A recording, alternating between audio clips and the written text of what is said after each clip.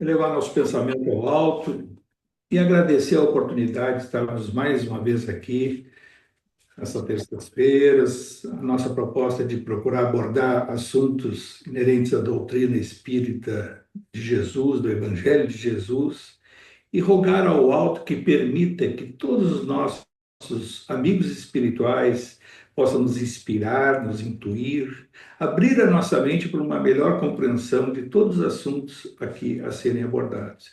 Da mesma forma que permitir que espíritos que possam também participar desse convívio nosso fraterno, ah, tendo a sensibilidade necessária, quem sabe, de absorver em parte esses assuntos e muitos deles a contribuir com a sua tanto vocação como a necessidade de crescimento diante da imperfeição de todos nós. Pai nosso que está no céu, santificado seja o vosso nome. Venha a nós o vosso reino e seja feita a vossa vontade, assim na terra como no céu. O pão nosso de cada dia que nos dai hoje. Perdoai as nossas ofensas, assim como nós perdoamos a quem nos tem ofendido. E não nos deixeis cair em tentação, e livrai-nos de todo o mal, Senhor, e que assim seja. Vamos lá, então, pessoal, seguindo nos estudos do livro Libertação. Hoje a gente vai para o capítulo 15, página 189 do PDF. Finalmente, o socorro. Entusiasmado com a atuação do nosso instrutor, Saldanha entregou-se a gestos de humildade quase ingênua, e tanto ele quanto Leôncio passaram a cooperar ativamente conosco nos preparativos em benefício da solução que buscávamos. Ambos solicitaram continuidade do mesmo quadro ambiente, para não acordarmos contra nós, desavisadamente, a fúria das entidades ignorantes que se mantinham em posição contrária à nossa. Poderiam organizar-se em legião ameaçadora e estragar-nos os melhores projetos. Conheciam processos de auxílio iguais àqueles em que funcionávamos e permaneciam informados quanto ao potencial da zona inimiga, do centro da qual poderiam surgir de imediato centenas de adversários em massa, contra aquela instituição doméstica menos preparada a resistir um cerco de semelhante jaz. Ouvindo-lhes os pareceres, atentei para a situação de Gaspar, sem dissimular em minha justificada estranheza. O hipnotizador, de presença desagradabilíssima, pelos fluidos menos simpáticos que emitia, continuava ausente de nossas conversações. O próprio olhar, quase vítreo, incapaz de fixar-nos, dava a ideia de paralisia da alma, de petrificação do pensamento. Não podendo sofrear a curiosidade por mais tempo, indaguei de gúbio quanto ao que lhe ocorria. Que significava aquela máscara psicológica do magnetizador das sombras? Jazia surdo, quase cego, plenamente insensível. Respondia às mais longas e importantes perguntas através de monossílabos, de modo vago, e demonstrava insistência irredutível no setor de flagelação à vítima. O orientador, agora liberto de cuidados, esclareceu prestimoso. André, há obsessores marcadamente endurecidos de coração, que se petrificam quando sob a influência de perseguidores ainda mais fortes e mais perversos que eles mesmos. Inteligências temíveis das trevas absorvem certos centros perispiríticos de determinadas entidades que se revelam pervertidas e ingratas ao bem, e utilizam-nas como instrumentalidade na extensão do mal que elegeram por sementeira na vida. Gaspar encontra-se nessa situação, hipnotizado por senhores da desordem, anestesiado pelos raios entorpecentes, perdeu transitoriamente a capacidade de ver ouvir e sentir com elevação. Demora-se em aflitivo pesadelo, a maneira do homem comum, dentro do qual a dilaceração de Margarida se lhe torna a ideia fixa, obcecante. Mas não poderá reintegrar-se na posse dos sentidos naturais? Inquiri sob forte impressão. Perfeitamente. O magnetismo é uma força universal que assume a direção que lhe ditarmos. Passes contrários à ação paralisante reitoloam a normalidade. Tal operação, contudo, exige momento adequado. Há necessidade no feito de recursos regeneradores intensivos, suscetíveis de ser encontrados junto a serviços de grupo, em que a colaboração de muitos se entrosa a favor de um só, quando necessário. Nesse instante, Saldanha aberou-se de nós e pediu instruções sem rebuços.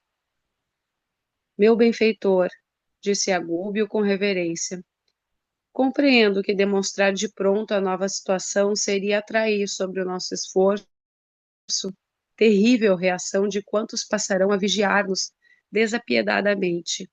Com franqueza, vejo-me num campo novo e desconheço o caminho por onde recomeçar. O interpelado anuiu com bondade. Sim, Saldanha, permaneces bem inspirado. Estamos fracos para batalhar em conjunto. É indispensável que Margarida alcance melhoras positivas antes de tudo. Aguardemos a noite. Espero situar o caso em algum núcleo de amor fraternal. Até lá, convém guardarmos o ambiente doméstico sem alterações. Mesmo porque Gaspar é outro doente, exigindo especial atenção. Traz o veículo perispirítico enfermiço e viciado, reclamando o caridoso concurso. Mal não havia terminado a observação, e Gabriel entrou no aposento e aberou-se da esposa, desalentada e abatida.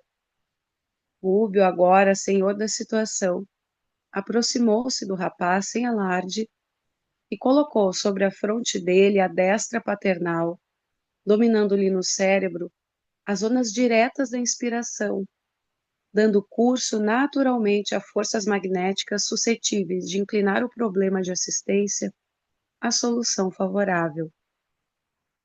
Reparei que o esposo de Margarida, sob a influência renovadora, passou a contemplar a companheira enternecidamente. Tomou-lhe as mãos com sincera ternura e falou espontâneo. Margarida, dói-me ver-te assim, sob desânimo tão profundo. Pequena pausa pesou sobre ambos. Contudo, ao cabo de alguns momentos, tornou o marido de olhos iluminados por indefinível esperança. Ouve, uma ideia súbita me brotou no pensamento. Desde muitos dias estamos atropelados por remédios violentos e medidas drásticas que não te socorreram com a eficiência precisa. Consentes em que eu peça em nosso favor o concurso de algum amigo interessado em espiritismo cristão? Tocada por aquela onda de abençoado carinho que fluía imperceptivelmente de Gúbio, por intermédio de Gabriel, a doente abriu os olhos, cheios de interesse novo, como quem encontrara inesperada senda salvadora, e concordou feliz. Estou pronta. Aceitarei qualquer recurso que consideres por tua vez justo e digno. O esposo, num transporte de esperança, saiu, precipitadamente acompanhado de Gúbio, que nos recomendou a permanência ao lado de Saldanha, em preparativos de serviço para a noite próxima. Na intimidade do ex-perseguidor, não perdi tempo. Internara minha atividade absolutamente nova para mim e desejava ampliar conhecimentos e recursos. Considerei que um trabalhador incompleto em minha posição precisa estudar sempre. E aproximando-me do verdugo transformado em amigo, interroguei. Saldanha, como explicar tamanho temor de nosso lado perante os companheiros retardados? Ele fixou em mim o olhar espantado e observou. Meu caro, conheço suficientemente este capítulo. Se nos dispusermos a lutar abertamente, conservando conosco esta jovem senhora enferma, em padrão físico de menor resistência, o malogro em nossos objetivos de socorro a ela será questão de alguns minutos. Nos círculos inferiores em que nos encontramos, a maldade é força dominante em quase toda parte. Contudo, com intérpretes que nos vigiam, contando com intérpretes que nos vigiam através de todos os flancos, e não nos é fácil escapar. Para combater o mal e vencê-lo, urge possuir a prudência e a abnegação dos anjos. De outro modo, é perder o tempo e cair, sem defesa, em perigosas armadilhas das trevas. O novo aliado relanceou o olhar pelo quarto, a fim de certificar-se de que não vínhamos sendo ouvidos por adversários comuns, e prosseguiu. Eu mesmo, logo depois de minha vinda, tudo fiz por fugir ao mal, mas em vão. Velhas orações por mim aprendidas nos recessos do lar, que o tempo não consumiu de todo em meu espírito, articuladas então por minha boca, mereceram sarcasmo cruel dos inimigos do bem. Em verdade, pensamentos menos dignos me povoavam a cabeça, mas a vontade de melhorar-me era sincera em meu coração. Esforcei-me de alguma sorte, reagi o quanto pude. Todavia, meu impulso para o bem legítimo era, no fundo, um sopro frágil à frente de um tufão. Ao contato dessa gente desencarnada, infeliz e vingativa, perdi o resto da compostura moral que procurava debalde sustentar.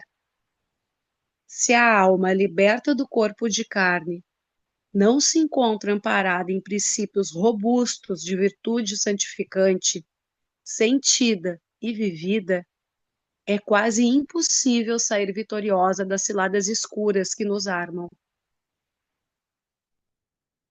Entretanto, objetei, não será essa atitude mero reflexo da ignorância insustentável? Admito que sim, elucidou o obsessor modificado, surpreendendo-me pela clareza de argumentação. Todavia, não desconheces que a maior dificuldade não nasce da ignorância em si mesma, mas de nossa dureza contrária à capitulação indispensável. A sabedoria golpeia a insciência, a bondade humilha a perversidade, o amor verdadeiro sitia o ódio num círculo de ferro. No entanto, aqueles que são surpreendidos no campo da inferioridade manobram contra o bem deliberadamente 1000 armas de despeito, calúnia, inveja, ciúme, mentira e discórdia, provocando perturbação e desânimo. Assinalando-lhe a palavra tão fortemente esclarecida, cuja desenvoltura e acerto me assombravam, ponderei. Teu próprio caso é um exemplo vivo. Espanta-me o cabedal de teus comentários inteligentes. De nenhum modo poderia ser um ignorante. Ah, sim, replicou o ex-verdugo sorrindo. Inteligência não me falta. Leitura idem. Estou positivamente informado com relação aos deveres de ordem geral que me competem. Faltava-me, contudo, a companhia de alguém que conseguisse mostrar-me a eficiência e a segurança do bem no meio de tantos males. Imagina um esfomeado ao ouvir discursos. Acreditas que as palavras lhe satisfaçam as exigências do estômago? Isso foi precisamente o que me ocorreu. Preocupado com a esposa e a nora desencarnadas em terrível desequilíbrio, atormentado pelo filho louco e pela neta em perigo, não havia espaço mental em minha cabeça para simplesmente louvar teorias salvadoras. O benfeitor Gúbio, no entanto, demonstrou-me que o bem é mais poderoso do que o mal. Isto para mim bastou a saciedade.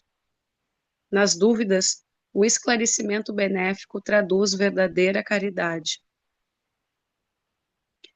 Reparou em derredor com extrema desconfiança no olhar e acentuou. Sei, porém, de experiência própria, quem são os revoltados em cuja equipe trabalhei até ontem. Francamente, ainda não sei com certeza que será de mim mesmo. Perseguir-me-ão sem tréguas. Se puderem, conduzir-me-ão ao vale de miséria e penúria. Noto, contudo, que transformação salutar me possui agora o espírito. Convenci-me de que o bem pode vencer o mal, e espero que o nosso instrutor não me abandone. Ainda que eu sofra, a ele acompanharei. Não pretendo regressar ao repugnante caminho percorrido. Leôncio, que nos fitava atencioso, registrando-nos a conversação, asseverou por sua vez. Eu também não posso mais servir nas fileiras da vingança. Estou farto. Hipotequei aos dois nossa simpatia e prometi-lhes, em nome de nosso orientador, que lhes não faltaria acolhimento em plano superior. Sorriam satisfeitos quando Gúbio retomou o compartimento da enferma, notificando que o problema fora resolvido. Margarida e o esposo compareceriam na noite próxima a uma reunião familiar, importante setor de socorro mediúnico. A doente encarnada e Gaspar, o hipnotizador traumatizado, receberiam recursos eficientes. Com ansiedade aguardamos o anoitecer. De quando em quando, Gúbio colocava a destra sobre a fronte da enferma, como acentuar-lhe a resistência geral. Por volta de 20 horas, um automóvel recebia o casal, que se fez acompanhado por nós e pelo grande número de ovoides, ainda ligados à cabeça da enferma, sob processo de imantação. Saldanha tivera o cuidado de despistar todos os companheiros perturbadores que intentavam seguir-nos. Tranquilizou-os com palavras amigas, afirmando, aliás com muita razão, que o assunto vinha sendo bem tratado. Alcançando confortadora vivenda, fomos admiravelmente recebidos. O senhor Silva, dono da casa, acolheu Gabriel e a esposa com inequívocas demonstrações de carinho. E Sidônio, o diretor espiritual dos trabalhos que se realizariam, estendeu-nos braços fraternais. Lá dentro, 4 cavalheiros e 3 senhoras, os componentes habituais do círculo doméstico, ao que fomos informados, passaram a trocar ideias com os visitantes, reanimando-os e instruindo-os até que o relógio indicasse o momento exato para os serviços da noite. A indagação de Gúbio, Sidônio esclareceu muito seguro. Nosso agrupamento produz satisfatoriamente. Entretanto, poderia levar a efeito mais ampla colheita de bênçãos se a confiança no bem e o ideal de servir fossem mais dilatados em nossos colaboradores no plano físico. Sabemos que a instrumentalidade é essencial em qualquer serviço. O braço é intérprete do pensamento. O operário é complemento do administrador. O aprendiz é veículo do mestre. Sem companheiros encarnados que nos correspondam aos objetivos na ação santificante, como estabelecer a espiritualidade superior na crosta da terra. Efetivamente, encontramos irmãos dispostos ao concurso fraternal. Embora, forçoso é dizer, a maioria espere a mediunidade espetacular, a fim de cooperar conosco. Não procuram saber que todos somos médiuns de alguma força, boa ou má, em nossas faculdades receptivas. Não aceitam as necessidades do serviço que nos aconselham a buscar desenvolvimento substancial na autoiluminação, através do serviço aos nossos semelhantes, e tocam a exigir dons medianímicos, quais se fossem dádivas milagrosas, a serem transmitidas graciosamente àqueles que se lhes candidatam aos benefícios por intermédio da antiga farinha de condão. Esquecem-se de que a mediunidade é uma energia peculiar a todos, em maior ou menor grau de exteriorização. Energia essa que se encontra subordinada aos princípios de direção e à lei do uso, tanto quanto a enxada que pode ser mobilizada para servir ou ferir, conforme o impulso que a orienta, melhorando sempre, quando em serviço metódico, ou revestindo-se de ferrugem asfixiante e destrutiva, quando em constante repouso. Nossos amigos não percebem o valor de uma atitude desassombrada e permanente de fé positiva, dentro do caminho louvável, haja o que houver. E não obstante cuidarmos devotadamente da crença deles, com a mesma ternura consagrada pelo lavrador vigilante à plantinha tenra, que encerra a esperança do porvir, basta que espíritos perturbadores ou maliciosos os visitem, sutis, à maneira de melros no arrozal, e lá se vão os germes superiores que lhes confiamos incessantemente ao solo do coração. De um instante para o outro, duvidam de nosso esforço, desconfiam de si mesmos, cerram os olhos ante a grandeza das leis que os cercam nos ângulos da natureza terrestre, e as energias mentais, que deveriam centralizar em construção ativa e santificante, com vistas ao aprimoramento próprio, são desbaratadas quase que diariamente pela argumentação mentirosa de espíritos ingratos e menos permeáveis ao bem. Verificando-se espontânea parada, aventurei-me a considerar. A referência abrange um grupo assim, tão harmoniosamente constituído quanto este? Será crível que o conjunto organizado sobre propósitos tão sadios dê guarida fácil às forças deprimentes? O diretor da casa sorriu, bem-humorado, e respondeu com franqueza: sim, coletivamente considerando, reúnem-se agora sob este teto amigo e procuram-nos a companhia espiritualizante. Isto, porém, acontece por 6 horas, nas 168 horas de cada semana. Enquanto conosco, deixam-se envolver nas suaves irradiações da paz e da alegria, do bom ânimo e da esperança, registrando-nos as vibrações edificantes das quais desejávamos fossem eles nossos portadores permanentes e seguros na esfera vulgar da luta humana. Todavia, tão logo se encontram a pequena distância de nossas portas, aceitam ou provocam milhares de sugestões sutis diferentes das nossas. Choques de pensamentos adversos ao nosso programa, nascidos da mente de encarnados e desencarnados, vergastam-nos sem piedade.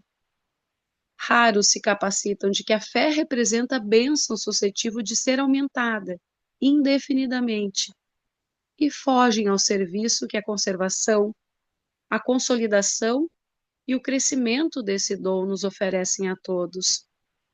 Além disso, Quando esse ou aquele irmão revela disposições mais avançadas para servir a bem de todos, em favor do Império da Luz, costuma ser imediatamente visitado nas horas de sono físico por entidades renitentes na prática do mal, interessadas na extensão do domínio das sombras, que lhe desintegram convicções e propósitos nascentes com insinuações menos dignas, quando o espírito do trabalhador não está convenientemente apoiado no desejo robusto de progredir, redimir-se e marchar para a frente.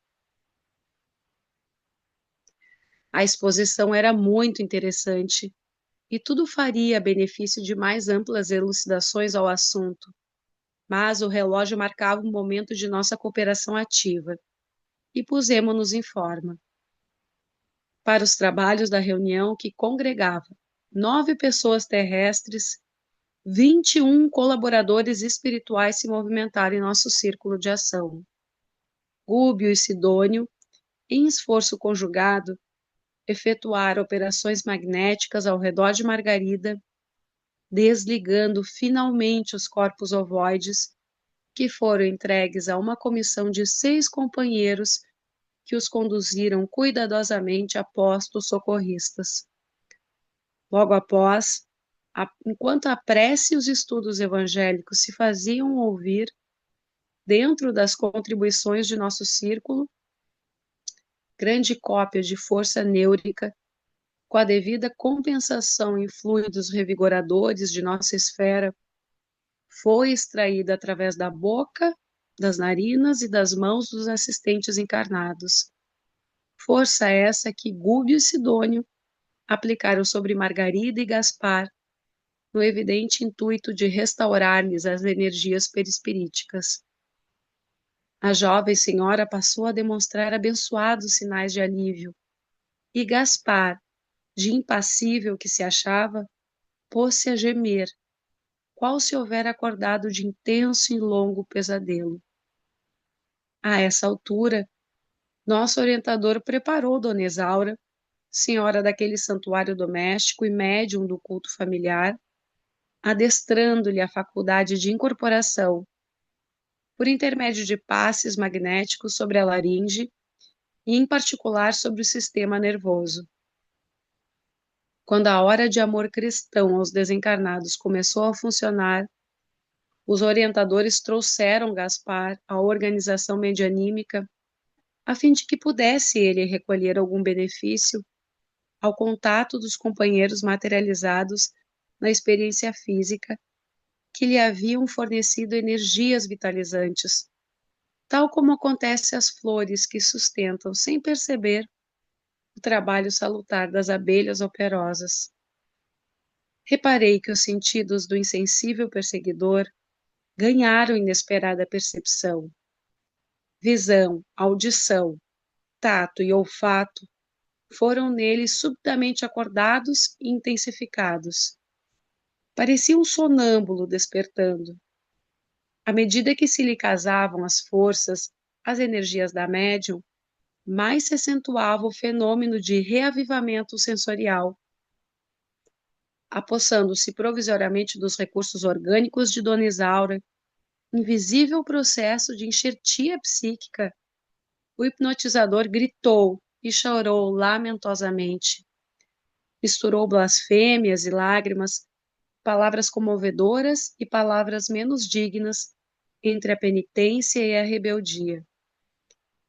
Escutando agora com aguçada sensibilidade, conversou detidamente com o doutrinador. O senhor Silva, marido da médium, fez sentir a necessidade de renovação espiritual em edificante lição que nos tocava as fibras mais íntimas.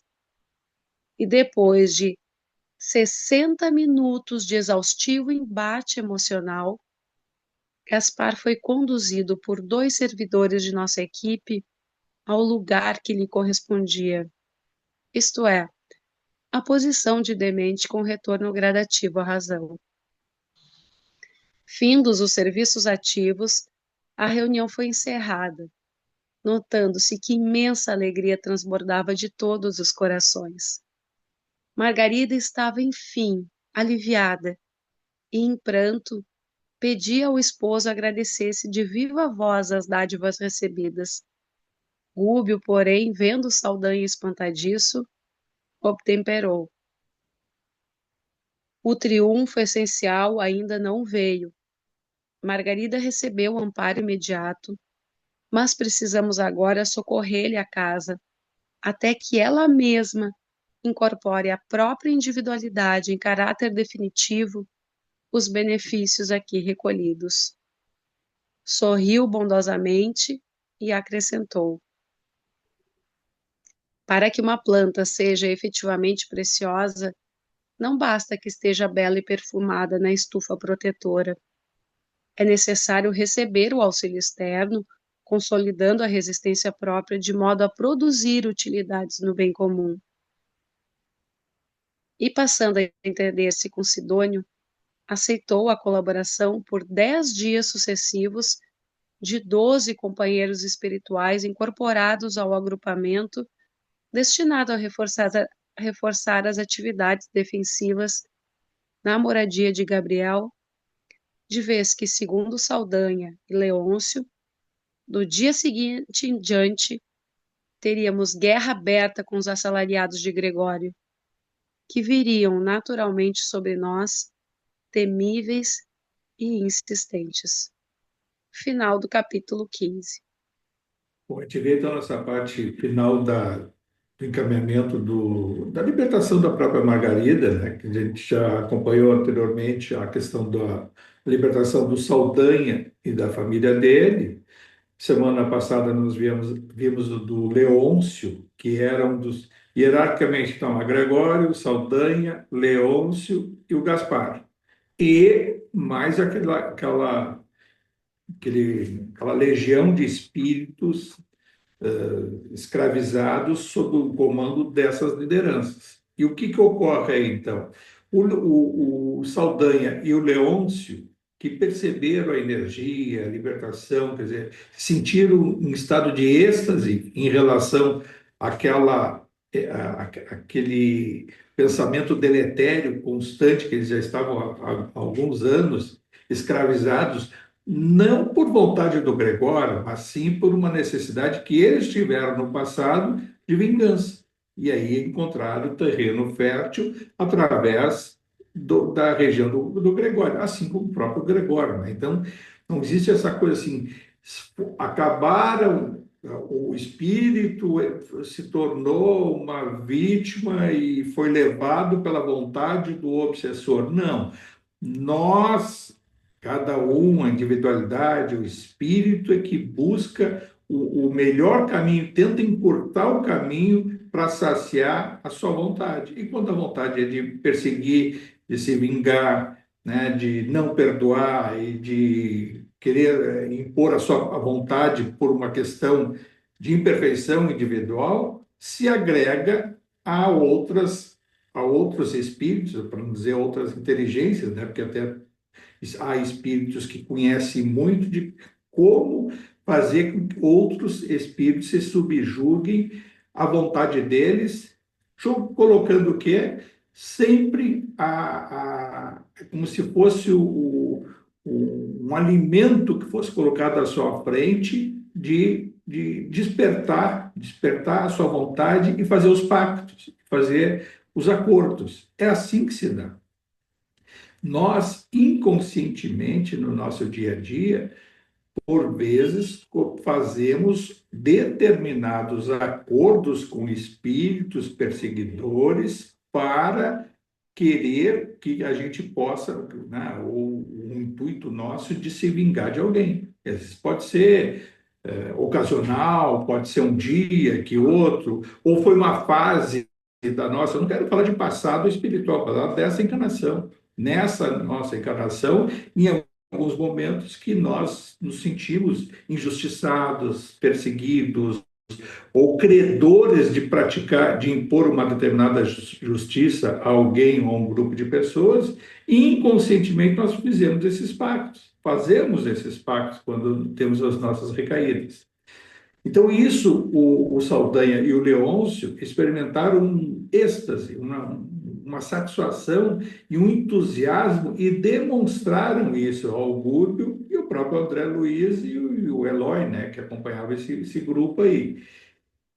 Mas, aí com aquela questão sempre do temor, o Saldanha e o Leôncio, sabendo que eles cumpriam ordens que vinham lá de baixo, né, lá de cima, lá de baixo, Gregório e sua turma, tinham muito, demonstraram, e aí o Saldanha, num diálogo, quando se afasta o Gúbio, ele mantém esse diálogo, está claro no texto, com o André Luiz e diz para ele, olha, estou com muito temor de ser perseguido, eu sei o quanto que ocorre com aqueles que ousam afrontar as ordens do Gregório. Gregório e os seus líderes lá de baixo, os dragões. Mas confio, aí ele coloca para o André Luiz, confio muito na proteção do Gúbio. E o André diz, pode ficar tranquilo que quanto a isso, aí deu o testemunho dele, quanto a isso sabemos do empenho que fará Gúbio para interceder ao alto, dando a proteção necessária para que não ocorra o pior. E aí o Leôncio, que estava próximo, diz e concorda também e demonstra o seu temor, né? O medo que ele tinha das perseguições que iam ocorrer contra os dois. Trazendo isso para o nosso dia a dia, no nosso mundo dos encarnados, nada mais é porque o que é o temor do Saldanha e do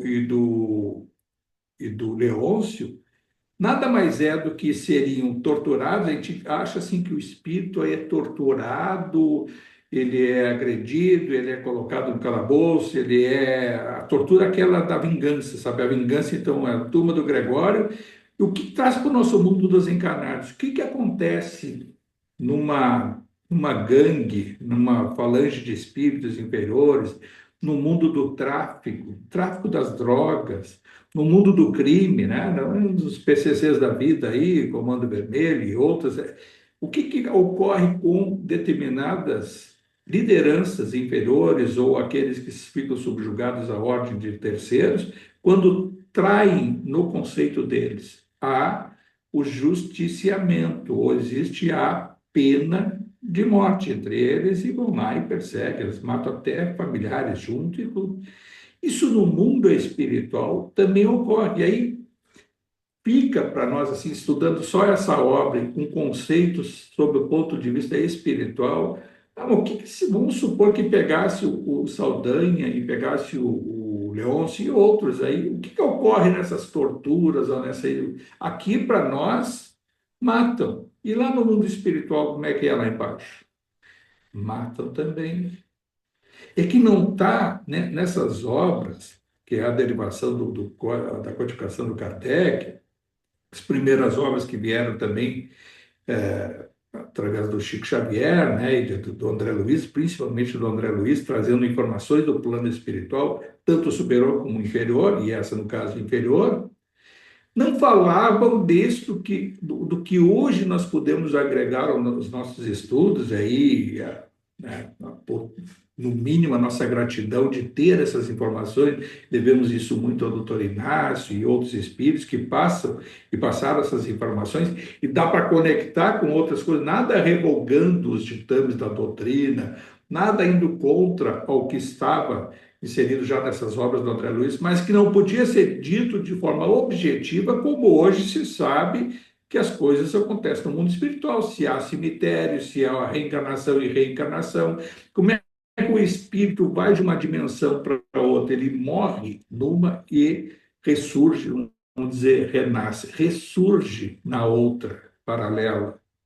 Então, um espírito lá de baixo, isso se sabe, estudamos aí, quando vimos o estudo no nosso lar, os detalhes que foi dado pelo Inácio, e ali mencionavam, né, foi mencionado, inclusive com outras obras, tanto dele e do Odilon também, né, dessas obras, da Modesto, e estudando, eu digo assim, concatenando, conjugando todas as informações que o mundo espiritual é idêntico ao mundo dos encarnados, com diferença de mais ou menos energia, mais ou menos matéria.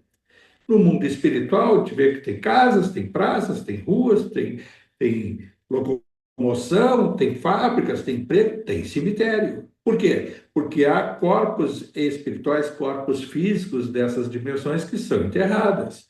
Claro, nos mundos mais viabilizados, já hoje até não é utilizado, como também aqui está se utilizando muito menos, a sepultura e sim a cremação. Mas o corpo espiritual, ele, o que é o corpo físico, ele vai seguir uma trajetória, depois da sua falência, vai se agregar, se desintegrar de acordo com os processos próprios daquela dimensão, né? Quando há o processo de putrefação da matéria, desintegração.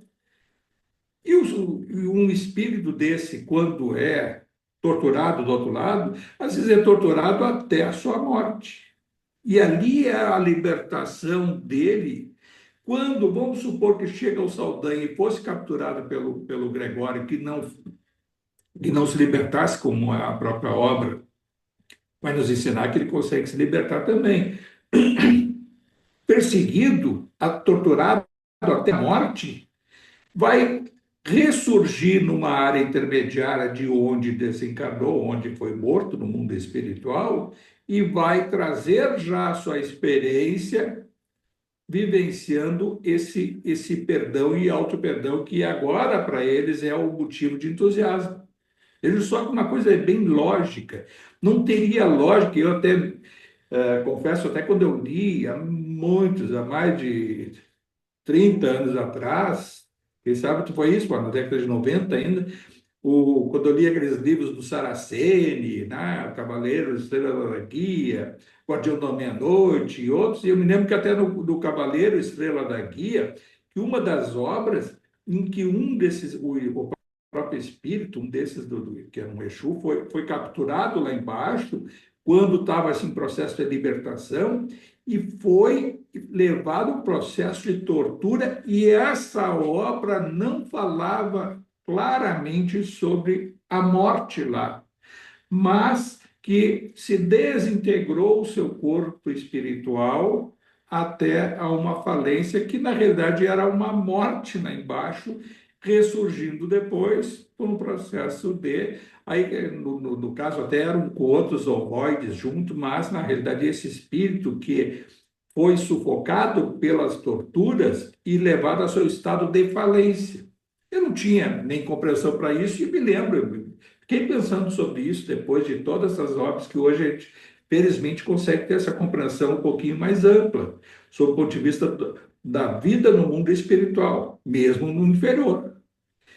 Então, se vê assim, existe a morte no mundo espiritual. Vimos já um caso, quando eu disse até uns exemplos também, né, em outras obras atrás, quando um espírito que está do outro lado, que às vezes desencarna por um acidente, e aí fica vagando por ali, aí há um processo, às vezes, não importa o porquê, ele é colhido no mundo espiritual, colhido, não é acolhido, ele abruptamente recebe uma inserção do mundo espiritual desse paralelo e ele poderá em seguida desencarnar ali para reencarnar em outro ambiente, podendo ser até no mundo dos encarnados, que são as mortes abruptas que muitas vezes não há o acolhimento do outro lado, e sim o encontro com uma nova oportunidade de desencarne. É difícil isso de entender para alguns, mas é uma explicação lógica de uma série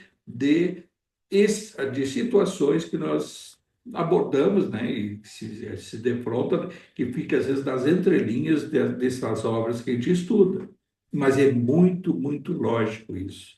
Existe a morte no mundo espiritual e de uma forma que vai ter a justificativa para passar de uma dimensão para outra. Essa dimensão, ela não tem fronteira física, é por regiões, e ela é guiada pela vibração, pelo pensamento, pelo comportamento da individualidade espiritual. Então, o Saldanha, e o Leôncio demonstra muito essa questão do que vai ser do futuro deles. E eles só têm uma forma de, assim, seria a muleta dele que vai levar para de se escorar no Gúbio, que passa a ser para eles a referência do alto.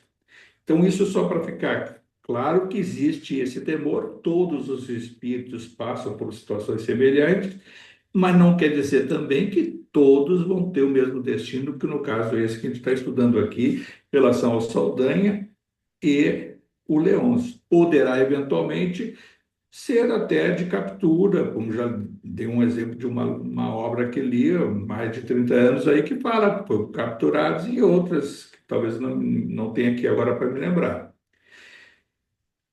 Mas o Gaspar, então o Gaspar era o último que estava petrificada somente em relação à Margarida, ou seja, estava como se fosse um zumbi. Imagine lá aqueles caras drogados, aqueles cheios de anfetamina que a gente vê nos grandes centros lá nos Estados Unidos e ó, que ficam praticamente como se fosse uma planta, uma estátua, petrificados com uma ideia fixa de fazer o quê? Ele foi ensinado, doutrinado a dar o passe, a magnetização negativa na Margarida. Esta era a função do Caspar. E a gente vê também no próprio texto que ele hipnotizava a Margarida de uma forma constante, aí o tempo deve, né, se vão em meses e meses, que o grande objetivo era tirar a vitalidade da Margarida e ia desencarnar por alguma fraqueza, por uma parada cardíaca, uma infecção aguda de alguns dias, uma infecção que naquela época não teria tratamento com antibiótico, era uma coisa muito rara e tal, recém estava surgindo os antibióticos e assim por diante. Ia ocorrer em algumas semanas o desencarne da Margarida, fruto da perda de vitalidade ocasionada pelo magnetismo hipnotizante da equipe do Saldanha, do Leôncio e principalmente do Gaspar, que é o que liderava aquele processo ali com aqueles outros escravizados. E aí fica ali, claro, aí vamos extrair do texto, mais estudo. O Gúbio, ele explica que o magnetismo, ele vai na direção que nós ditamos, ou seja, que nós direcionamos o nosso pensamento. O magnetismo, nós já vimos, né, que é o mesmerismo, o Franz Mesmer, que estudou muito magnetismo, que é a iniciação da doutrina espírita sob o ponto de vista do poder do passe, nada mais é do que a magnetização, nada mais é do que a fluidificação, que o reiki lá nos orientais, o nome que for dado a ao direcionamento do nosso pensamento, o poder da mente, é o poder da mente, individual e coletiva. Isso não é espiritual, é um comando psíquico da própria mente, não depende da fé. E diz o Gúbio ali que a solução para o Gaspar era dar passes contrários ao monoideísmo dele naquela fixação de desvitalizar a Margarida. Passes contrários ou passe invertido. Por quê? O passe, a magnetização que ele estava dando era para subtrair energias, fluidos da Margarida. O que teria que ocorrer para repor? Ele receber passes contrários para se despolarizar. Isso a gente faz, e aí, né, a maioria dos médios, na nossa casa, em muitas casas, fazem isso e nem sabem do que está ocorrendo. Não tem o estudo do caso. O que nós fazemos quando, diante de um paciente, de alguém que busca ser socorrido numa corrente mediúnica? Nós vamos tentar polarizar e, se tiver com aquela sintonia vibratória que produza energias desordenadas, nós vamos repolarizar, nós vamos redirecionar as energias. E isso se faz em todos os passos, em todas as vezes, inclusive entre nós, quando nós oramos, paramos para pensar na vida, quando a gente está muito atormentado, vou buscar um exercício de respiração, nós estamos fazendo isso, usando o fluido universal, magnetizando pelo poder do nosso pensamento. Isso não depende de religião, não depende de fé, depende de boa vontade. Se eu direcionar um pensamento negativo a alguém, eu estou direcionando esse magnetismo numa situação semelhante ao que o Gaspar e sua turma e outros fizeram contra a Margarida, que eu estava falando no início. Nós inconscientemente muitas vezes fazemos isso durante a vida. E quando nós fazemos isso, nós atraímos os adversários espirituais da pessoa ou das pessoas que nós estamos direcionando o pensamento. Pode parecer isso para nós, não, é isso, tá, foi outra época, às vezes na própria época. Às vezes eu me dou conta disso, às vezes quando eu estou lendo um noticiário, estou vendo uma coisa que me gera uma reação, mas que absurdo, isso e tudo. Bom, aí a gente é assim, doutrinado. O cristão não pode acreditar em pena de morte, não pode, mas às vezes, inconscientemente, nós desejamos que a pessoa morra, ou que a pessoa se dê mal, ou que isso, que aquilo. Em vez de substituir aquele pensamento de desejar que ela se reharmonize. Não é um absurdo isso, é fruto da nossa imperfeição, mas o crescimento espiritual está em alcançar essa virtude de fazer essas coisas. São detalhes que a gente vai pensando e agregando e vão mudando as coisas. Bom, diante disso tudo, o Gúbio, o que ele pensou? Viu a situação, Saldanha e o Leôncio com temores, o Gaspar naquela situação petrificada, e ele intui ao marido da Margarida, o Gabriel, para que ele busque um centro espírita. Não vou dar assim os detalhes, está no texto, né? A gente vai avançar, eu quero ver se dá tempo de a gente ler a coisa do doutor Inácio, que eu falei no início. Então, o Gúbio consegue intuir o Gabriel para que ele busque um centro espírita e dá para ele intuitivamente que ele sugira isso a Margarida. Ela estava tão fragilizada e a situação estava tão direcionada a esse comportamento elevado do Gúbio e da turma, e agora já agregado ao Saldanha e o Leôncio, e ele consegue intuir o Gabriel nesse sentido durante o sono, e ele disse para a Margarida, vamos buscar um centro espírita, e já estava o Gúbio também vendo onde é que eles poderiam ir, e aí foi direcionado, e aquela coisa, não dá os detalhes, provavelmente, eu conheço a fulana, que vai estar, onde é que é? É um centro espírita que funciona numa residência, que naquela época era muito comum isso, né? Ter centro espírita uma vez por semana, alguma família de espíritas que recebiam outros médiuns e realizavam sessões mediúnicas, sessões espíritas. Isso acontecia muito, né? E principalmente numa época, nós estamos falando no final da década de 40. E eles conseguem, então, eles procuram a tal da casa do senhor Silva e a esposa dele, Isaura Silva, que eram médiums e que realizavam sessões a cada semana. E aí até depois dá o relato deles dizendo que, que essas sessões espíritas foram organizadas de uns 6 a 8 médios, mas que tinham aí, chegava a ter 17, 18 espíritos auxiliares. A gente vê essa proporção que é um centro espírita. A gente está lá, alguns médios na corrente mediúnica, quantos espíritos estão envolvidos naquele atendimento. Não estou falando espírito inferior que vai ser atendido, espírito auxiliar, aquele que vai encaminhar depois para os postos de socorro, os hospitais, ou vão dar o auxílio, ou vão carregar um outro espírito, uma coisa. Auxiliares. Então, vem essa proporção, no mínimo, geralmente ultrapassando o dobro do número de médios. E aí já serve para uma outra coisa, que aí vem o próprio.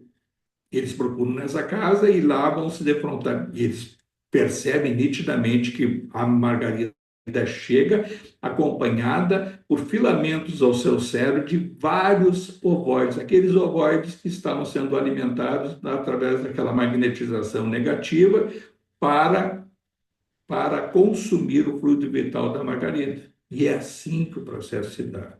Tem que botar um ser vivo para aspirar as energias. Assim, ser vivo, quer dizer, reino animal, tem o vegetal, em menor quantidade do mineral, essa aspiração de energias, essa interação dos fluidos com um comando psíquico negativo, obsessivo. É isso que estava sendo vítima a Margarida. Quem vai dizer se nós não passamos já sobre isso? Provavelmente sim.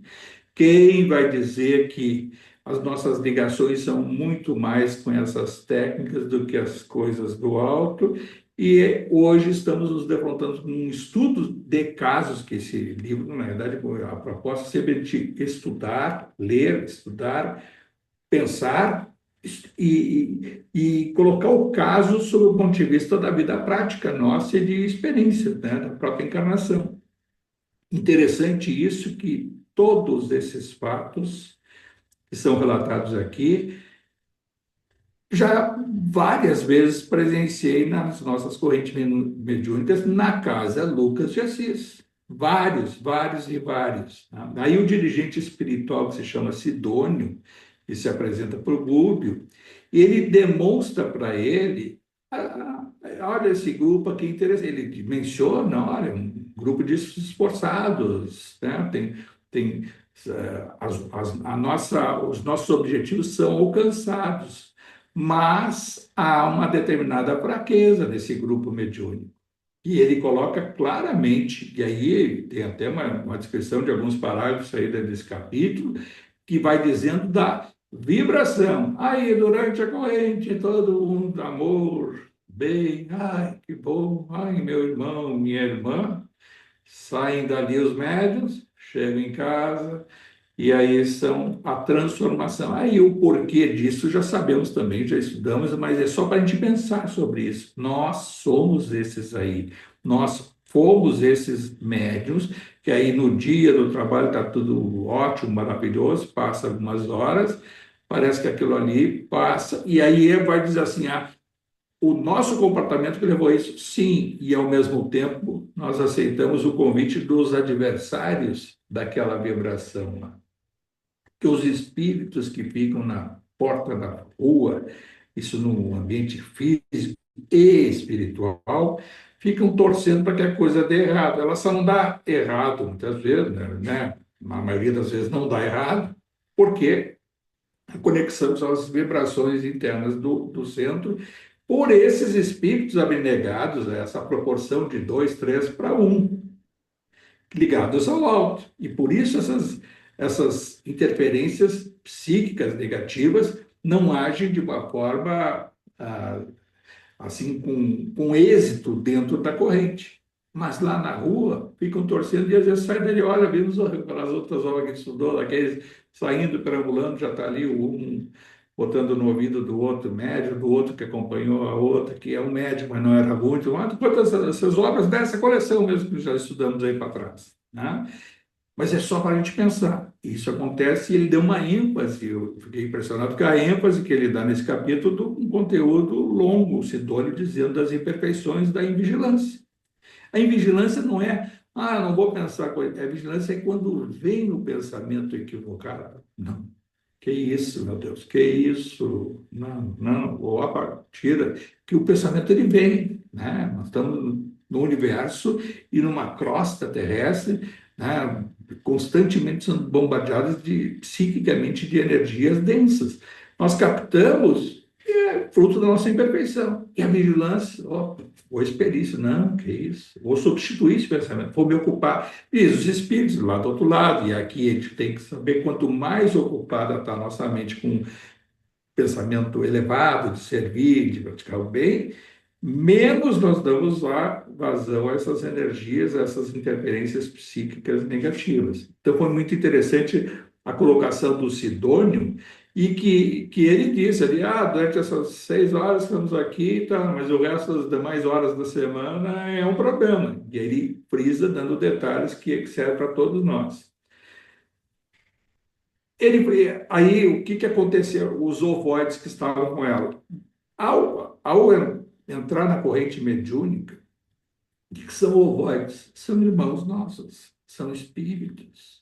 Estava ali, né, no seu processo de alfabetização, que teve uma causa, né, estavam vivenciando um efeito, mas eles por si só não têm a condição de sair daquela, de serem absorvidos a uma nova situação psíquica e se libertarem. Eles têm que receber um auxílio para catalisar, para acelerar esse processo. Então, esses ovoides, recebendo as energias da corrente mediúnica, foram acolhidos por outros, olha só, já um número de seis, por exemplo, seis espíritos socorristas que pegam esses ovoides, sempre falam que o ovoide ele não caminha, e foram colocados o quê? Provavelmente em berços, incubadoras ali, e encaminhados a postos de socorro intermediários, encaminhando, a gente vai lá, caminhando.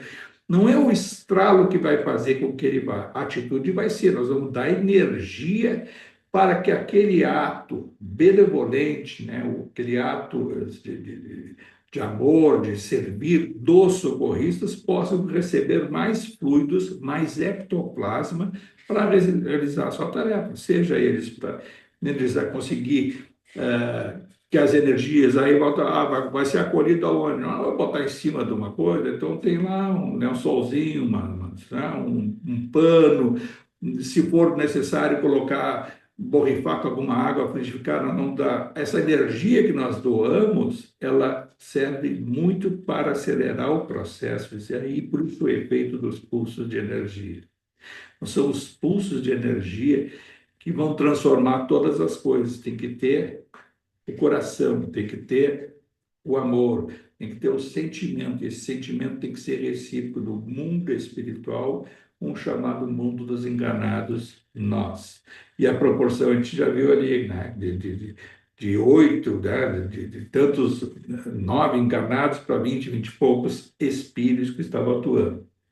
E aí, por derradeiro, acontece o quê? Encaminhamento dos ovoides, a Margarida se alivia, e o Gaspar, que estava ali, aquele petrificado, uma coisa, tinha que ser o quê? Aí eu sinto, quando li, vendo essa parte final do Gaspar, sendo acolhido por uma médium, a médium Isaura, a mulher do seu Silva, lá, o dono da casa, e ela recebe o sofredor Gaspar.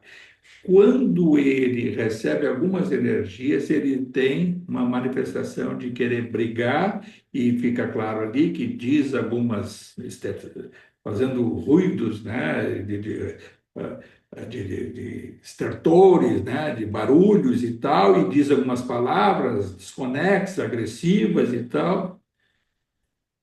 Quantas vezes recebemos, né, essas entidades? Posso dizer de experiência, quantas entidades mais ou menos desse padrão que recebi que tinha vontade. Algumas tinham vontade de chutar as cadeiras e dizer horrores para os outros que estavam ali na corrente. Aí é o médium tentando se dominar, e quando dá mais uma vazão, e às vezes fica um inconsciente nosso de querer dar vazão a mais, deixar o espírito mais, ou ver o que que dá, porque depois, quando volta, dá um alívio muito grande ao médium. Se sente muito aliviado. Aí é uma parte meio egoísta, assim, de o médium dar vazão àquela energia, mas depois, claro que fica exaurido nas suas energias no primeiro momento, depois se restabelece para, né, a energia da corrente, do próprio ambiente, e o espírito se manifesta. E aí é fundamental a corrente, a energia da corrente. Um comando de liderança fraterna, espiritual do dirigente, de palavras adequadas, encaminhamento. Não ficar pensando que aí vem mais uma vez o estralo, não é o estralo, o espírito estrala, não está acontecendo nada, nada. Porque ao natural, vamos que o médium, o dirigente, a corrente não faça nada, isso eu também posso dizer de experiência, já houve casos, não é questão de julgar nem nada, houve casos de fraqueza da corrente, que ao natural, claro que aí exaure mais o médium, menos, né, perde mais energias, ao natural o espírito vai se encaminhar. vai se encaminhando. Facilita mais, não é o estralo, não é o número de estralos, mas o quanto de energia fraterna, amorosa, e aí, se o pensamento tiver coletivo, tiver assim unificado, aí sim a coisa flui, que dá uma sensação, é essa que o Gaspar teve. Não tinha como ele despertar novamente a consciência e seguir ali com o Saldanha, o Leôncio, enfrentar o Gregório, nem em condições, seria uma garra próxima ao Gregório ou à turma do Gregório, né? No caso, depois que ele se libertar, não ia fazer isso, mas de ser perseguido, e sim encaminhado a uma área de restabelecimento mental, um posto de socorro, né? Um hospital, uma unidade de enfermidade mental para ser conduzido compulsoriamente, provavelmente, futuramente uma reencarnação. E aí, assim, nessa reencarnação, que provavelmente vai despertar um berço com problemas mentais graves ou leves, provavelmente, né, numa situação mais difícil, e esse acolhimento da cultura família, né, do amor que vai receber, é que vai ser determinante para que possa seguir de reaprendizado, de restabelecimento das suas energias, e lá adiante se dá conta de toda essa situação que hoje está ali o Saldanha e o Leôncio se dando conta. Eu só que uma coisa interessante, aí como quem te viu várias vezes aqui, as semanas anteriores, os 700 anos, parece ser muito ou pouco, depende da situação. Para um Gaspar, 700 vai ser um alento, né? E aquele vai e vem, reencarna, vai do outro lado, aí uma determinada proteção para não ser novamente capturado. Aí vai lá na terceira tentativa, já está tendo um livre-arbítrio mais, né? Mais individualizado, com condições. E aí a recaída, aquela recaída reacende todo esse passado e vem lá para trás. Veja o quanto que se a gente olhar para trás, quanto que certamente nós não temos de coisas que a gente não consegue compreender as perseguições de passado. Francisco, Oi. eu achei interessante ali, não sei se eu entendi direito, que deu a entender que foram 60 minutos de doutrinação ali, de conversa, uma hora de conversa, porque essa eu acho que é uma dúvida que é bem recorrente às vezes nos trabalhos, assim, até que ponto tu fica conversando com, né, doutrinando o espírito, a necessidade, enfim, daquilo, e também, como tu falou, né, exaurir o médium, até que ponto ele não tá, também não tá muito aí, o espírito, né, tá meio tirando onda, enfim, porque é difícil, né, de avaliar isso, né, na hora. 60 aí foi o atendimento, viu, todo. Não foi os Ah, 60 de sim. diálogo, né? Foi aí o atendimento, vai os ovoides e tudo, mas tá, era uma média, num caso desses, né, complexo assim, aí os 60 ali da BDD, tudo, não foi os 60 de diálogo com coisa que aí levaria à exaustão da própria médium, né? E não teria o porquê, porque o Gaspar não tinha condições de falar, só de ele dizer aquelas coisas que a gente sabe. Agora, não pode ser também aquela coisa, automática. Ah, 2, 3 minutos. Bom, às vezes, quando está Não querendo pode ser comentar, doutrinação express, né? Não pode ser express, 2 minutinhos automático. o médium não perde a consciência. Fica, assim, às vezes, imobilizado na capacidade de externar, mas abre-se um negócio e é uma, assim, psiquicamente a mente abre, ficam distantes coisas, mas tudo conectado. E aí auxilia muito é o que ele é induzido, às vezes, pelas palavras e pela energia do ambiente. Porque, às vezes, a entidade que está ali com o médium está externando tudo isso, mas sem vocalizar, como eu disse, por vontade de dizer palavrões, às vezes de chutar a cadeira, de até pegar o médium e jogar a cabeça, bater cabeça e tudo. Ele não faz, o médium é o que não faz. Por quê?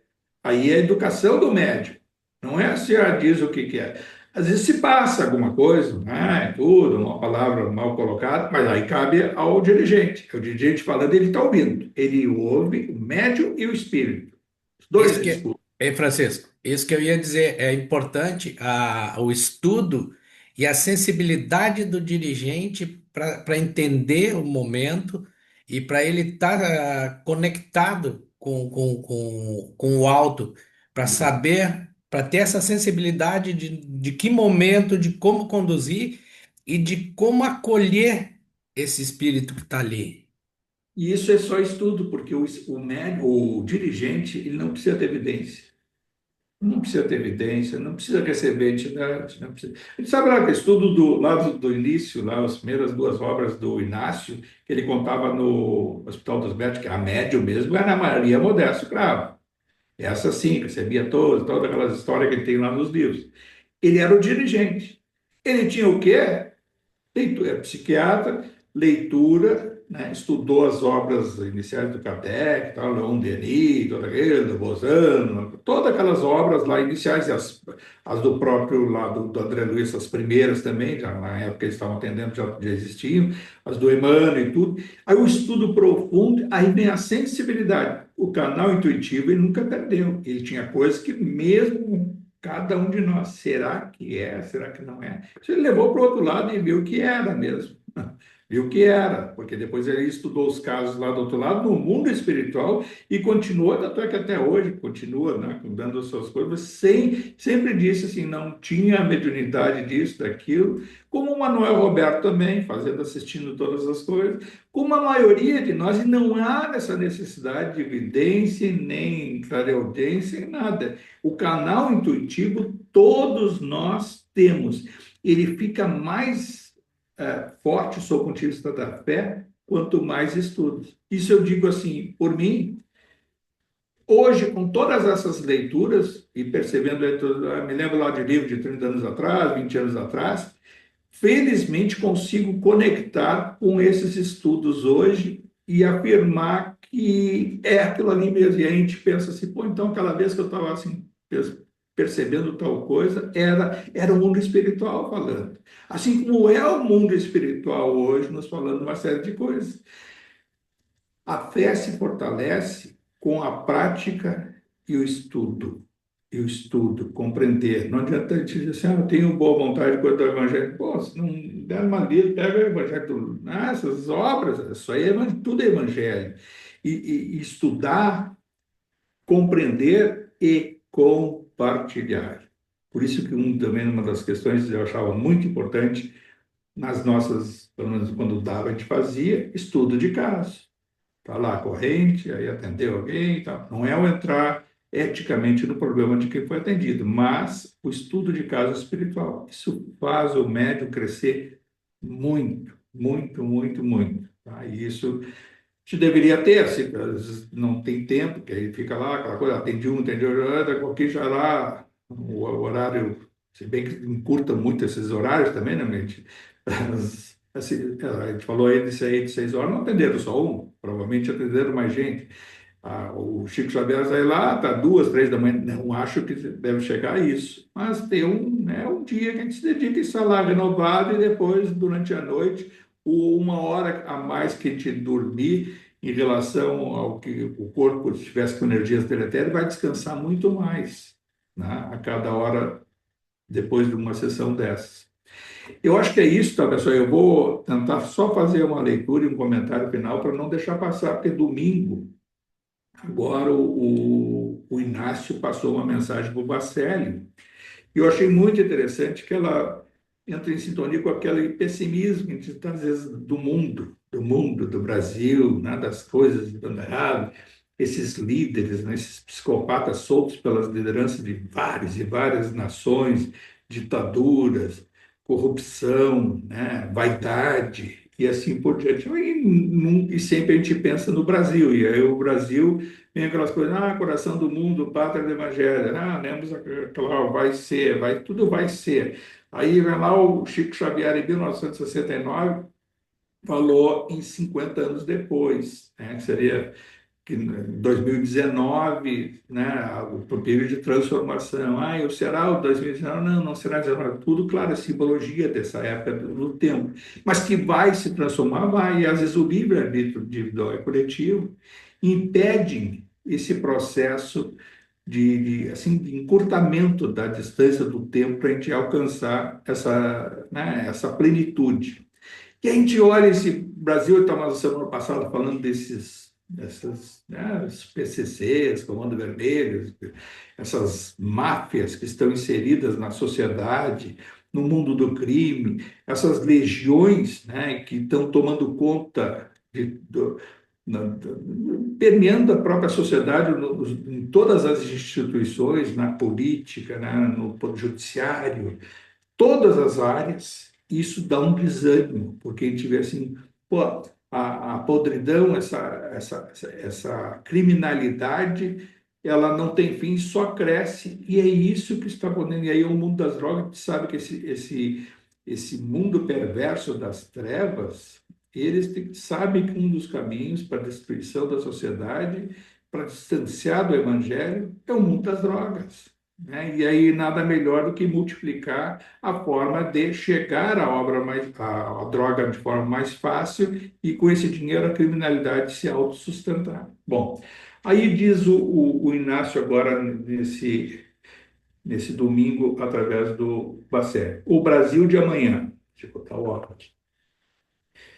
O Brasil de amanhã será, sim, o coração do mundo e a pátria do Evangelho.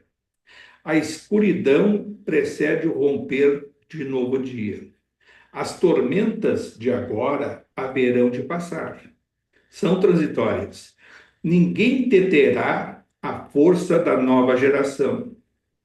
Espíritos comprometidos com o Cristo estão muitos ainda na adolescência, mas outros já estão quase prontos, ou seja, aquilo que se fala no terceiro milênio, vários espíritos, olha, mano, está encarnado aí, mas vários, são milhares de espíritos que estão encarnados, essas nossas crianças, tem muito espírito bom aí encarnado, com uma outra concepção de mundo.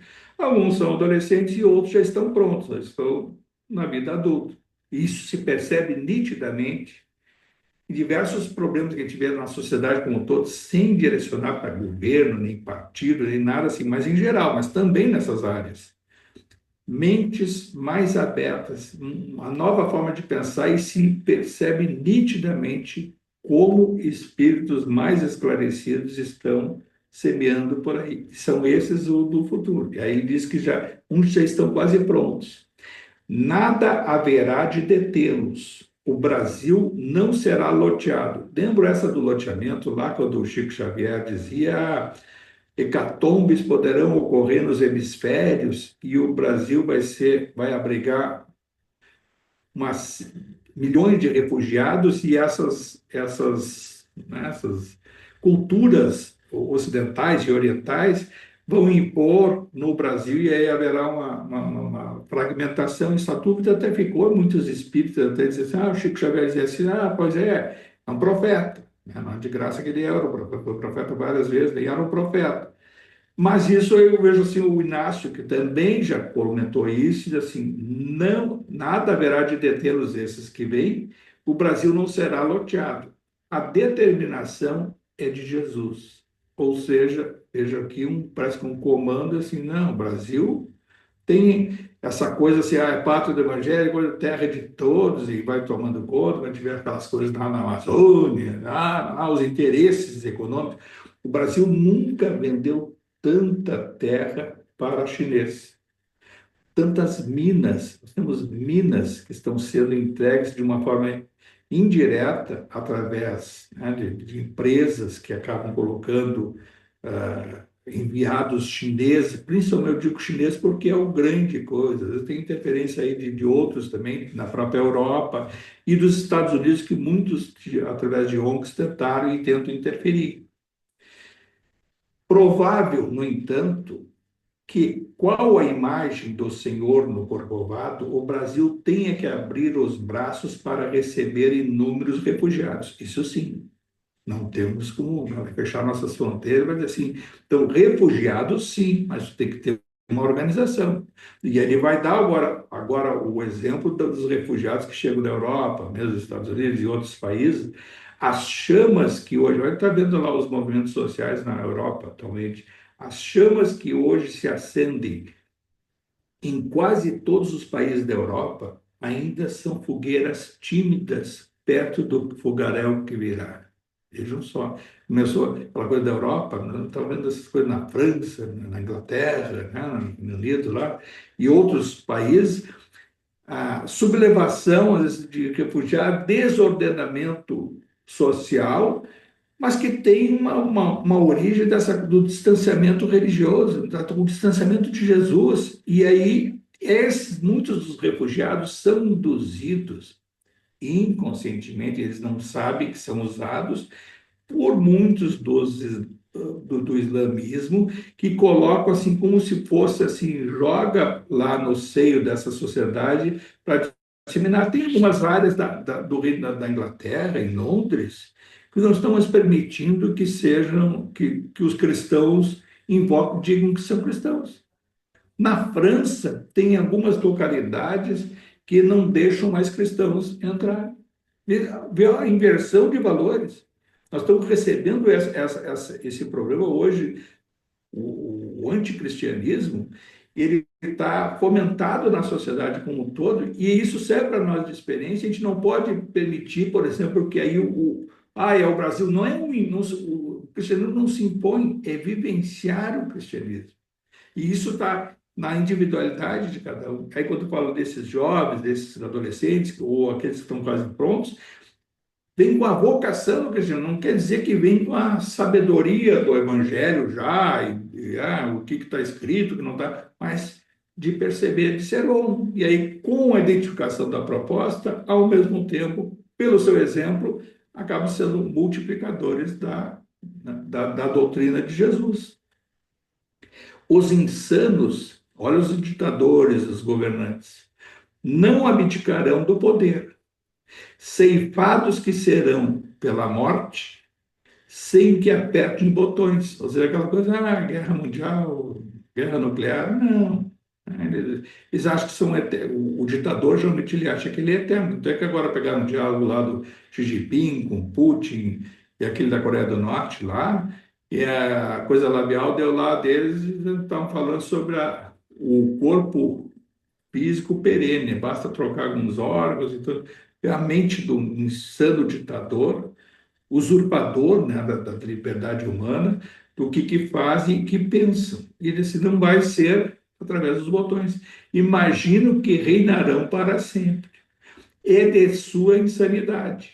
Olhos esgazeados, postura de semideuses, palavras destilando fel, sorrisos sarcásticos, são carnes fétidas. Não consideram que tumores malignos, leucemias, AVCs e demências estão no seu caminho. Vejam só, felizmente, o desencarne, esse processo natural que todos nós passamos e vamos passar, vai chegar também para esses aí. Aí aquele, felizmente, diz assim, pega assim todos esses problemas e assim, bota mais 10 anos. 10 anos no poder já é difícil, ou daqui a pouquinho, já adoentados e enfraquecidos. Né? Vai botar mais de 10, botar 20, então já se foram. No tabuleiro, as peças mudarão de lugar. As que estão dentro e as que estão fora. Só até muda de poder, vai haver inexoravelmente, vai cair. A gente vê lá na década de 80, eu me lembro naquela época, vários livros falavam, livros espíritas, que quando caiu lá o leste europeu, o Muro de Berlim, né, toda aquela União Soviética, aquilo lá foi tudo planejado pelo mundo da luz, e vários líderes espirituais no mundo espiritual atuaram para intuir governantes e líderes daqueles movimentos para que, de uma forma ordenada, no mesmo instante, fosse caindo como se fosse um castelo de areia, né?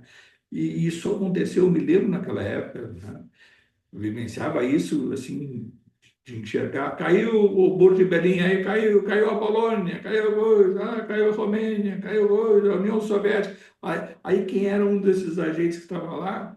O Gorbachev, que estava sendo intuído por essas entidades, e ele que fez com que caísse aquela cortina de ferro, das atrocidades que foram cometidas em nome do sistema político.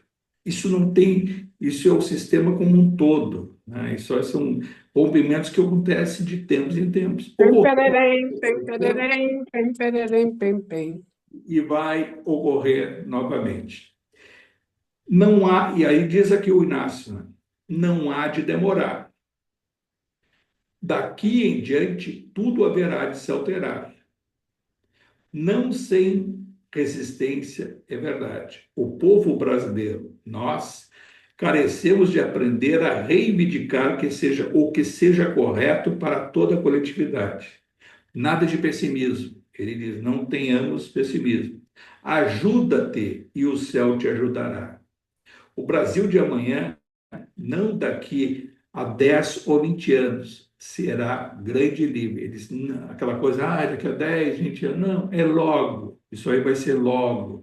Logo nós teremos esse processo todo de depuração vai ocorrer necessariamente. Felizmente, né, sob o ponto de vista de mudança de concepção. E aí eu digo até por que eu acho isso. O problema do Brasil é o sistema. O sistema não é o governo de hoje, não foi só o governo anterior, nem coisa. O sistema como um todo, ele é corrupto, ele é, ele é tomado pela vaidade, pela usura, por tentar o locupletamento. Temos um sistema que, dá um exemplo, um judiciário, um juiz acha correto ganhar 100, 200 mil reais, e é mais ou menos essa a realidade. A gente vê lá advogados da União que recebem uma participação nas ações que a União participa, isso não depende de partido, está lá, eles mesmos colocaram essa regra, e aí está lá, recebe isso. É o Judiciário, o Supremo Tribunal Federal, que tem os seus ministros, que pode ter os seus familiares, as esposas ou, né, parceiros da família, de receberem ações que eles próprios julgam. E aí, o número de ações, o que o cara que vai buscar um advogado, ele busca um advogado que tem um familiar no Supremo. Isso não depende de partido, é o sistema está corroído. E essa depuração, ela em algum momento vai ter que acontecer. Felizmente, com esse texto, eu fiquei com a certeza de que vai acontecer. A lei de Cristo fará o seu trabalho.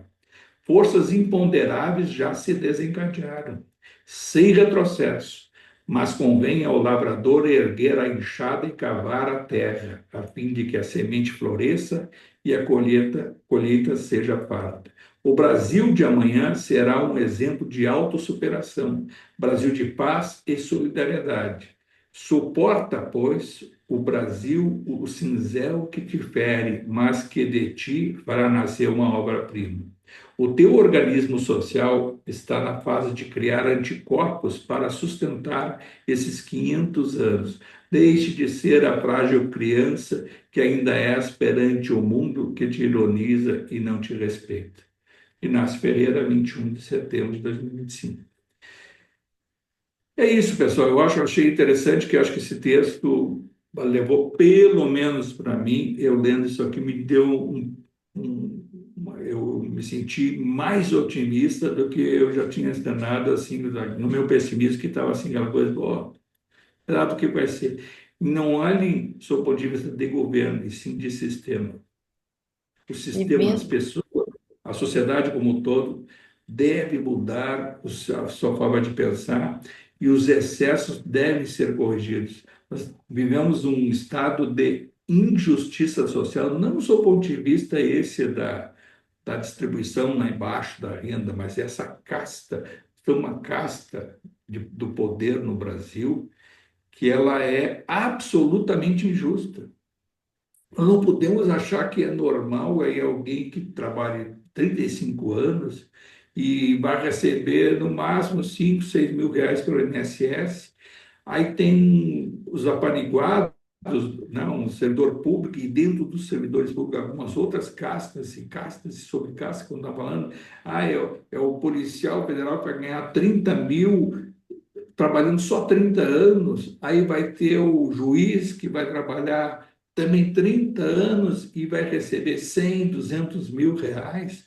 Militares, porque isso aí tinha já antes, as coisas vão se aperfeiçoando, aí recebia o militar que passava para as filhas que podiam casar e continuavam com a pensão do militar e assim por diante. E assim sucessivamente, tanto, sem individualizar e sem querer direcionar, mas olhando de cima, não é um sistema justo. Não é um sistema justo, sob o ponto de vista dos ditames do cristianismo. E às vezes as pessoas não querem debater isso ou pensar nisso, mas determinadas rupturas vão acontecer, porque vai chegar uma hora que o Estado não tem como se manter dessa forma. Infelizmente, vai coincidir com esse processo em que eu acho que o Inácio deu aí uma semente de otimismo para todos nós. Ainda mais vindo do Inácio, né? Que não é de botar panos quentes. Não, Deu duas esperanças aí, que vai melhorar e que vai ser logo. Então, quer dizer, nessa encarnação ainda a gente vai conseguir ver, né? foi exatamente isso que, essa questão, quando ele fala, e não, 10, 20 anos, eu estava cansado de ouvir 10, 20 anos, né? Não ir logo. E esse processo de depuração, eu acho que nós vamos vivenciar, alguns de nós, talvez já na partida, estou aí na Bahia, mas nessa transição, mas que eles estão lá, acompanham também todos, né, os noticiários e tudo. Não importa, não existe morte, existe percepção. E aí, infelizmente, também esse processo de depuração, estão imaginando, se botar 10, 15, 20 anos, aí toda essa cúpula vai, já foi mesmo, mas esse processo, eu acho que ele vai ser rápido, porque as coisas estão se dando de uma forma muito rápida. Olha, notem para trás, né, alguns anos para trás, está sendo assim, aquele que está um pouquinho, já aparece como sendo, e essa coisa de buscar Salvador da pátria, né? Nós temos que agregar coisas, instituições fortes, mas por serem fortes, de sustentar uma sociedade justa, igualitária, não só do ponto de vista daquela igualdade imposta, igualdade de valores. E não Isso tudo, personalista, né? exatamente. Eu estava esses dias, até só para encerrar, eu pensando assim, a escravatura que nós vivenciamos, o Brasil tem essa chaga da escravatura, mas, querendo ou não, às vezes a gente não percebe. Eu estava pensando, vendo assim, de mão de obra, que tá, é mais distante, mesmo assim, quando estava em outros lugares, cada um de nós precisa de uma coisa e chama alguém para fazer essa coisa. Às vezes é profissional, ligado a uma empresa, tudo bem, mas às vezes a gente vem uma pessoa humilde prestar um serviço e a gente até remunera e tudo, às vezes, tem alguns, né, faz a questão de não remunerar bem, mas olhando sob um outro ponto de vista, é uma forma moderna da escravidão. Por quê? Alguns tipos de mão de obra vêm pela penúria, não assim, porque nós individualmente vamos chamar um que outro, mas se a gente tivesse aí nesses trabalhos aí, terceirizados, é uma mão de obra escravizada, mal remunerada, nós damos no máximo a condição do sustento de se alimentar. Porque não vem me dizer que o que ganho com essa vida, como a gente vê aí, como é que consegue viver? Porque não consegue ter nada, é se alimentar.